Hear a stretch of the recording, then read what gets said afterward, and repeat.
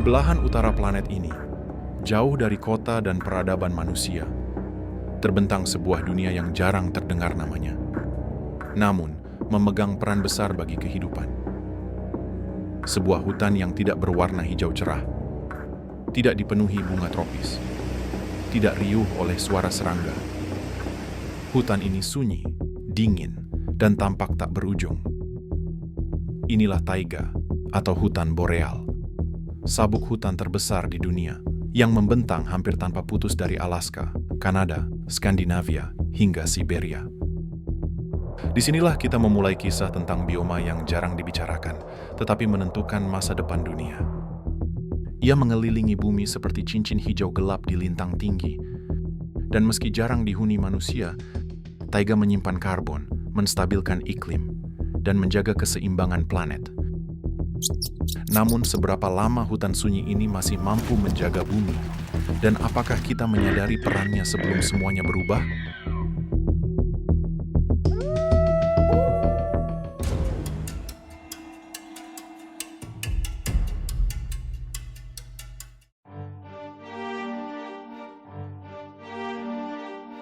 Taiga adalah bioma darat terbesar di dunia. Ia membentang melintasi Amerika Utara, Eropa, dan Asia, membentuk sabuk hutan luas di lintang tinggi belahan bumi utara, lebih luas daripada seluruh hutan hujan tropis jika digabungkan. Bioma ini tumbuh di bawah kondisi ekstrim, dengan musim dingin yang panjang dan keras, musim panas yang singkat, serta suhu yang dapat turun hingga minus 40 derajat Celcius. Namun taiga bukanlah hamparan es mati. Ia adalah hutan yang hidup, dibentuk oleh adaptasi presisi terhadap dingin, waktu, dan keterbatasan energi. Taiga didominasi oleh pohon-pohon konifer, seperti pinus, cemara, spruce, fir, dan larch. Kanopi mereka rapat dan gelap, membentuk landscape khas hutan boreal. Daunnya berbentuk jarum mengurangi kehilangan air, dilapisi lilin pelindung, dan bertahan sepanjang tahun. Dengan tidak menggugurkan daun setiap musim dingin, pohon menghemat energi yang sangat berharga. Batang yang tinggi dan meruncing memungkinkan salju meluncur jatuh, mencegah kerusakan cabang.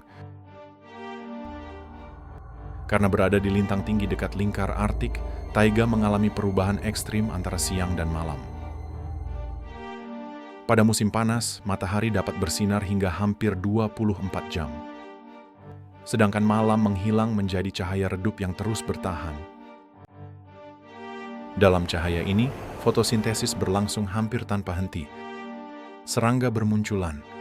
Hewan memperpanjang aktivitas untuk tumbuh dan berkembang biak. Di bawah tanah taiga terbentang permafrost, tanah yang membeku secara permanen selama ribuan tahun. Lapisan beku ini menyimpan cadangan karbon dalam jumlah sangat besar, bahkan melampaui total karbon di seluruh atmosfer modern. Namun ketika permafrost ini mencair, karbon dilepaskan ke udara, dan saat itu terjadi, iklim global akan berubah. Taiga tidak mengenal negara atau batas politik.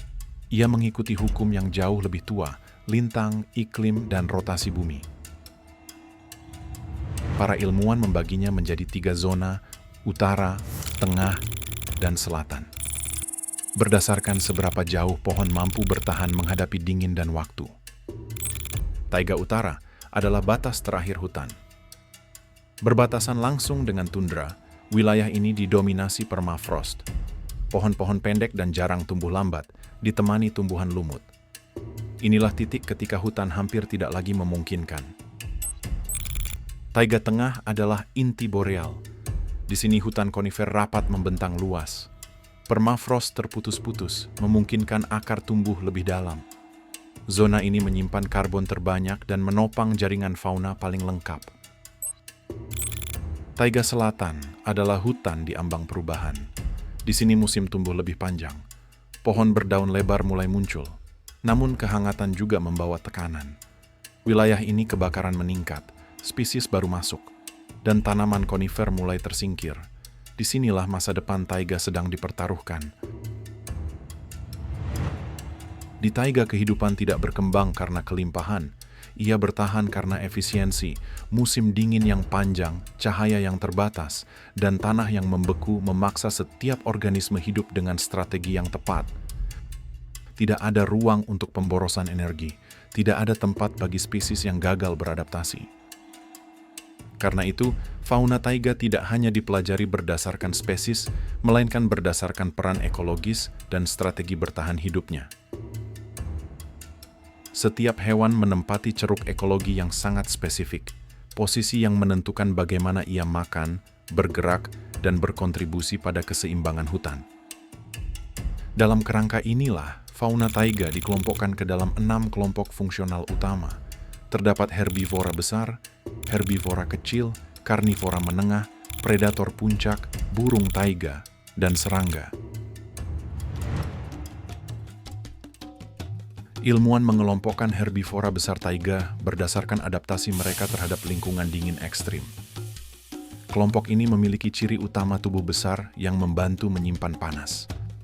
Sistem pencernaan mereka efisien untuk mengolah makanan berserat rendah nutrisi, dan kemampuan menjelajah wilayah luas demi mencari pakan musiman. Adaptasi inilah yang memungkinkan mereka bertahan di hutan boreal yang keras dan miskin sumber daya. Rusa besar adalah mamalia darat terbesar yang hidup di taiga. Tubuhnya menjulang di antara pohon cemara, dengan kaki panjang yang membawanya melintasi rawa, salju, dan sungai beku. Ukuran tubuhnya bukan sekedar kekuatan, melainkan adaptasi. Di iklim dingin, tubuh besar menyimpan panas lebih efisien, memungkinkan rusa besar bertahan di musim dingin panjang. Rusa besar memakan ranting tunas dan tumbuhan air. Dengan setiap gigitan, ia membentuk ulang vegetasi hutan, memangkas semak, membuka ruang, dan memengaruhi pertumbuhan pohon muda. Ia bukan penguasa hutan, namun kehadirannya menentukan rupa taiga dari generasi ke generasi. Jika rusa besar adalah penjaga wilayah, maka karibu adalah pengembara. Karibu melakukan migrasi musiman sejauh ratusan, bahkan ribuan kilometer melintasi taiga dan tundra. Gerakan ini bukan pilihan, melainkan kebutuhan untuk bertahan hidup. Makanan utama mereka adalah lumut yang tersembunyi di bawah lapisan salju. Dengan kuku lebar dan kuat, karibu menggali salju untuk mencapai pakan yang tak bisa dijangkau hewan lain. Karibu adalah penghubung landscape, spesies yang memindahkan energi dan nutrien lintas wilayah. Ketika jalur migrasi mereka terganggu, seluruh sistem taiga ikut terdampak. Ada pula bison hutan yang menjadi simbol ketahanan purba. Mereka memiliki tubuh besar, ototnya padat, dan bulunya tebal, yang dirancang untuk menghadapi kondisi dingin ekstrim. Tidak seperti rusa, bison lebih sering hidup berkelompok. Mereka merumput di padang terbuka, menekan pertumbuhan vegetasi, dan menjaga keseimbangan antara hutan dan padang rumput. Dengan langkah berat dan teratur, bison membuka jalur di salju, menciptakan akses bagi spesies lain. Tanpa disadari, ia menjadi arsitek landscape. Kehilangan bison bukan hanya kehilangan satu spesies, melainkan hilangnya proses ekologi yang telah berlangsung ribuan tahun. Rusa merah menempati wilayah peralihan, di mana taiga bertemu hutan beriklim sedang. Ia lebih adaptif terhadap variasi suhu, menjadikannya indikator perubahan lingkungan. Sebagai pemakan tumbuhan serbaguna, rusa merah memanfaatkan daun, rumput, dan ranting. Ketika iklim menghangat, rusa merah sering menjadi salah satu spesies pertama yang bergerak ke wilayah baru, menandai pergeseran batas bioma. Di taiga selatan, langkah rusa merah adalah tanda perubahan yang sedang berlangsung.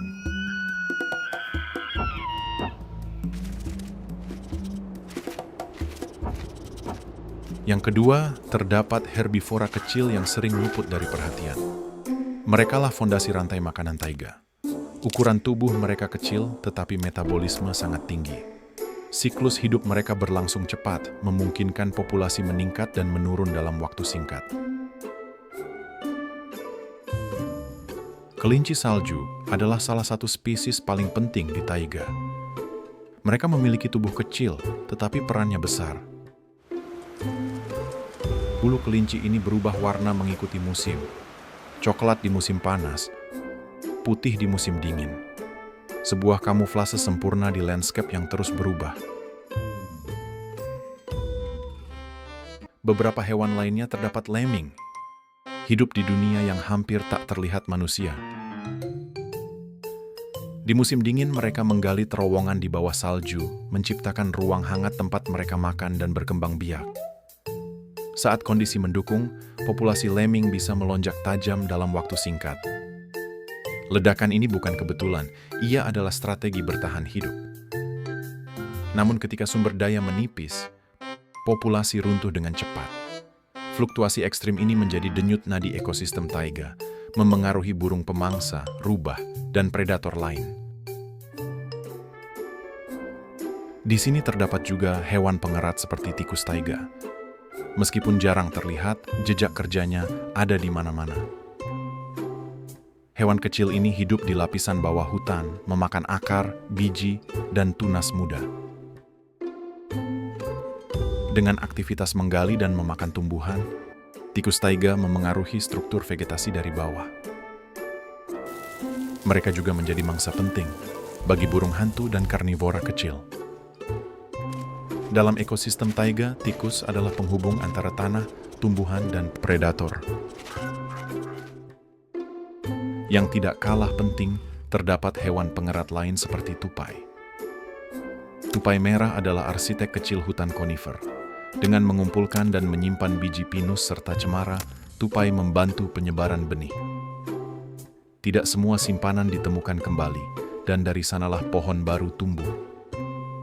Aktivitas ini berlangsung sepanjang tahun, bahkan di musim dingin. Dengan kecerdikan dan ingatan spasial yang tajam, tupai merah menjaga regenerasi hutan boreal. Ia bukan sekedar pemakan biji, ia adalah penanam masa depan taiga.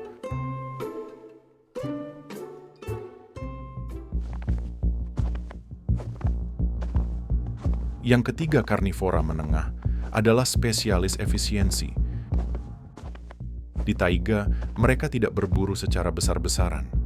Mereka menunggu dan memilih momen yang tepat. Para ilmuwan menyebut mereka mesopredator, karnivora yang menjaga keseimbangan halus ekosistem hutan boreal. Mereka tidak menguasai landscape, tetapi tanpa mereka, taiga akan kehilangan kendali. Beberapa di antaranya kucing liar yang dikenal lynx. Dengan kaki lebar seperti sepatu salju, lynx melangkah ringan di atas salju tebal. Telinganya yang berjumbai menangkap suara terkecil, seperti gerakan mangsa yang nyaris tak terdengar. Hubungan keduanya membentuk siklus klasik yang dipelajari ilmuwan selama puluhan tahun. Hewan lain, seperti wolverine, juga hidup di taiga. Tubuhnya relatif kecil, tetapi kekuatannya luar biasa. Rahangnya mampu menghancurkan tulang, memungkinkan wolverine memanfaatkan bangkai yang tak tersentuh predator lain. Ia bukan pemburu cepat, tetapi penyintas ulung. Dalam dunia taiga yang keras, wolverine hidup dengan satu prinsip: tidak ada sumber daya yang disia-siakan.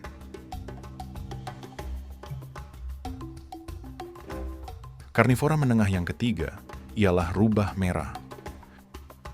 Rubah merah ahli bertahan hidup. Ia pemakan serba bisa. Fleksibilitas ini membuat rubah mampu hidup di berbagai kondisi, dari taiga liar hingga wilayah dekat manusia. Di taiga, rubah merah mengandalkan kecerdikan. Ia mendengar mangsa bergerak di bawah salju, lalu melompat tepat sasaran, sebuah teknik berburu yang presisi.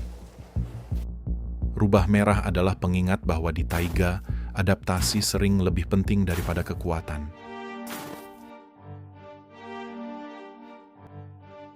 Rubah Arktik juga hidup di batas paling utara taiga, yakni di peralihan antara hutan dan tundra. Bulunya berubah warna mengikuti musim. putih di musim dingin, coklat keabu-abuan di musim panas. Adaptasi ini membuatnya nyaris menghilang di landscape ekstrim. Ia bertahan dengan strategi oportunis, memakan apapun yang tersedia, termasuk sisa buruan predator besar. Dalam dunia dengan sumber daya terbatas, rubah Arktik adalah spesialis bertahan hidup cerdas.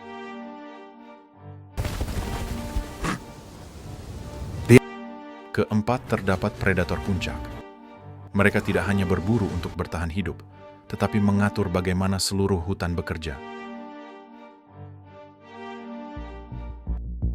Serigala abu-abu bukan sekedar pemburu, ia adalah pengatur ekosistem.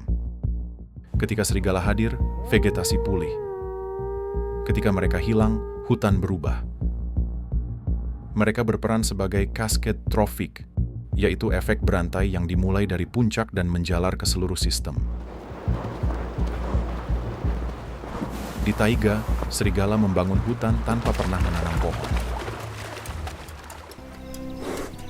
Beruang coklat adalah simbol kekuatan taiga. Namun kekuatan utamanya bukan agresi, melainkan fleksibilitas. Ia pemakan serba bisa, seperti buah, akar, serangga, ikan, hingga bangkai. Pola makan ini membuat beruang coklat mampu bertahan di lingkungan yang sumber dayanya berubah drastis sepanjang musim. Saat musim panas singkat tiba, ia makan tanpa henti. Saat musim dingin datang, ia berhibernasi, menurunkan metabolisme dan menunggu waktu berlalu. Beruang coklat menghubungkan berbagai tingkat rantai makanan, menjadikannya simpul penting dalam aliran energi taiga. Beruang hitam Amerika lebih kecil dan lebih berhati-hati dibandingkan kerabat coklatnya. Ia lebih sering menghindari konflik, memilih hutan yang lebih rapat dan terlindung. Makanannya beragam, buah, biji, serangga, dan bangkai kecil. Seperti beruang coklat, ia berhibernasi selama musim dingin panjang. Keberadaannya menambah keragaman fungsi predator puncak, memperluas jangkauan kontrol ekologi di taiga Amerika Utara. Predator puncak terakhir ialah beruang kutub. Beruang kutub bukan penghuni sejati taiga. Ia hidup di tepi paling utara, di peralihan antara hutan boreal, tundra, dan laut es. Namun kehadirannya menandai batas ekstrim kehidupan darat. Saat es laut mencair, beruang kutub semakin sering memasuki wilayah subarktik dan tepi taiga untuk mencari makanan. Pergerakan ini adalah indikator perubahan iklim, tanda bahwa batas-batas ekosistem sedang bergeser.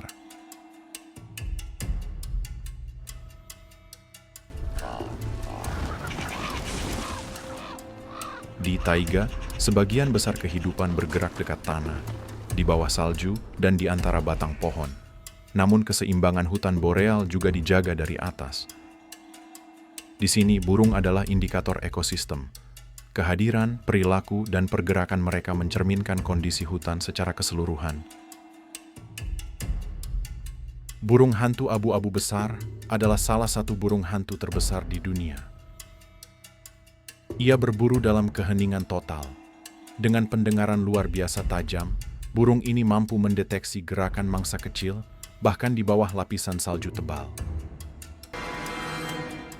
Saat mangsa ditemukan, ia menukik lurus ke bawah, menembus salju dengan presisi sempurna. Sebagai predator mamalia kecil, burung hantu abu-abu besar membantu mengontrol populasi tikus dan lemming yang menjaga keseimbangan lapisan bawah ekosistem taiga. Di sini terdapat juga burung hantu salju yang hidup di batas paling utara taiga. Bulunya putih tebal bukan sekedar keindahan, melainkan kamuflase sempurna di landscape salju tanpa warna. Mangsa utamanya adalah lemming. Ketika populasi lemming meningkat, burung hantu salju berkembang biak dengan cepat. Saat lemming menurun, burung ini berpindah jauh mencari sumber makanan baru. Selain burung hantu, terdapat juga elang emas. Ia adalah simbol kekuatan udara di taiga.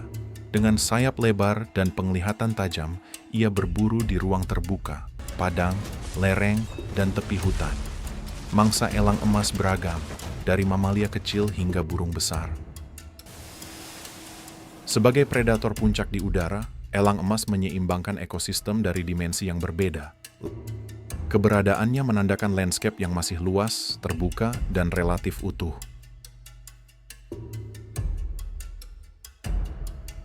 Taiga sering digambarkan sebagai hutan pohon dan mamalia besar. Namun fondasi sejatinya berada di permukaan tanah dan di bawahnya. Disinilah serangga dan fauna kecil bekerja tanpa henti. Mereka jarang terlihat, jarang terdengar, tetapi tanpanya taiga tidak akan berfungsi. Bagi para ilmuwan, kelompok ini adalah mesin penggerak ekosistem, pengurai, penyedia energi, dan penghubung kehidupan.